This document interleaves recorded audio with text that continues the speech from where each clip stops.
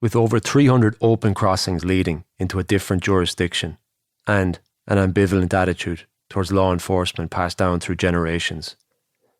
The border area has been one of the most difficult and dangerous areas of Ireland to police over the last 50 years. This wasn't always the case.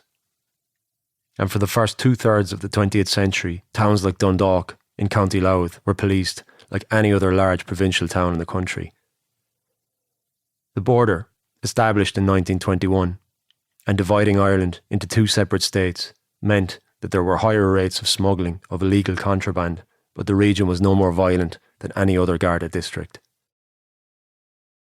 That all changed in the 1960s with the outbreak of the Troubles, the violent Northern Ireland conflict that spread south of the border and raged for 30 years. What started as a civil rights campaign over the treatment of Catholics in the north escalated into warfare, with the deployment of British troops to the region and the emergence of the Provisional Irish Republican Army. Known as the Provos, the terror group was formed in late 1969 following a split with the original IRA movement, and it adopted an approach of physical force republicanism, initially focused on defending Catholic communities but escalating to a guerrilla warfare campaign against the security forces by the 1970s. A unique unit within the movement was the South Armagh Brigade, which became known for its militancy and independence, retaining a battalion structure throughout the conflict, and was the most active provisional IRA unit during the Troubles. A senior figure within the brigade was Thomas Slab Murphy, who resided on a farm straddling both sides of the border in Armagh and Louth.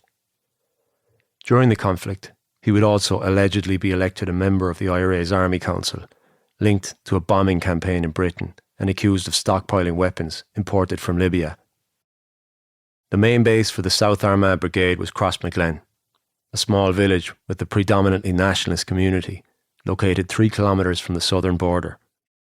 Despite a population of just 1,257 at the time, its proximity to the border, the rough terrain of the surrounding landscape, and a sense of rebellion stretching back centuries made the lawless enclave a stronghold for the Provisional IRA.